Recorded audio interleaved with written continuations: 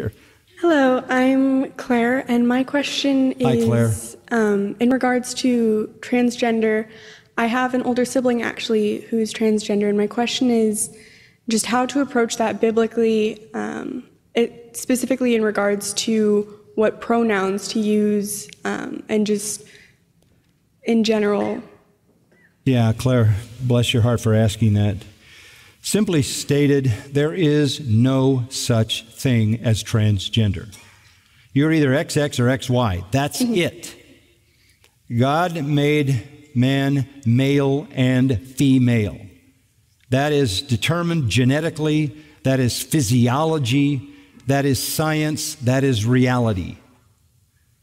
This notion that you are something other than your biology is a cultural construct intended as an assault on God. Now, your sibling may not see it that way, but that's what it's all about. And as more than anything, in fact, I was reading an article by R.C. Sproul just yesterday in which he said that the greatest revolution in American history was neither the American Revolution or the Industrial Revolution. It is the sexual revolution. This has become the most far-reaching, damaging of all revolutions that's ever occurred in this country or any other. The problem with buying into this is it is a kind of personal suicide.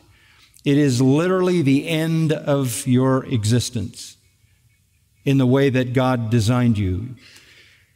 I've said this a few weeks ago. A person who is in the transgender world is 19 times more likely to kill himself or herself because you have completely cut yourself off from reality and from normal relationships. This is the end of your identity. This is the end of your ability to have a marriage that is a real marriage. It's the end of your ability to have a family. It's the end of your ability to connect and to be a part of a society and a culture and have a future and belong.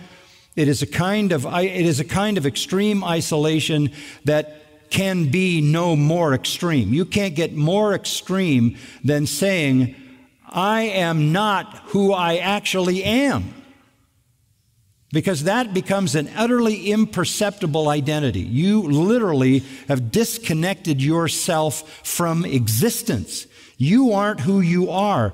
You are some fantasy person in your own mind. Look, this is going to continue to escalate because we live in a world where people are told to construct whatever they want themselves to be. This is what the internet does to people. It allows you to create yourself the way you want to create yourself. You can access whatever is out there, and you can create your own world, your own reality, and you can live in that world. The isolation of this particular aspect of it is so sad and so tragic. I read the other day a surgery was done in Australia on a 5-year-old to do a sex change. These kinds of parents ought to be imprisoned who would lead a 5-year-old, and what kind of doctor would ever do that in a hospital in Australia? This is a kind of scarring for life. So I don't mean by being so firm that you want to be lacking in love when you communicate this, but I think the only way you can address it honestly is to say, God made you. And God made you exactly the way He wanted you to be.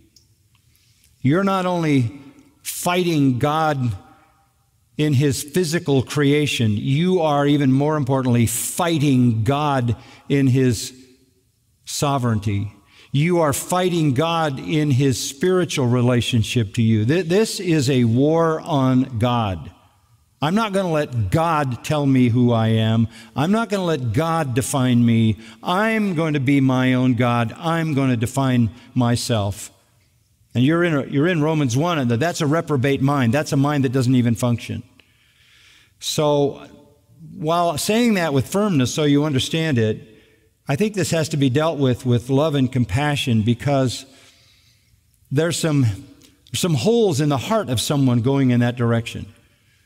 There's a lack of being loved and accepted and feeling wanted and needed and significant.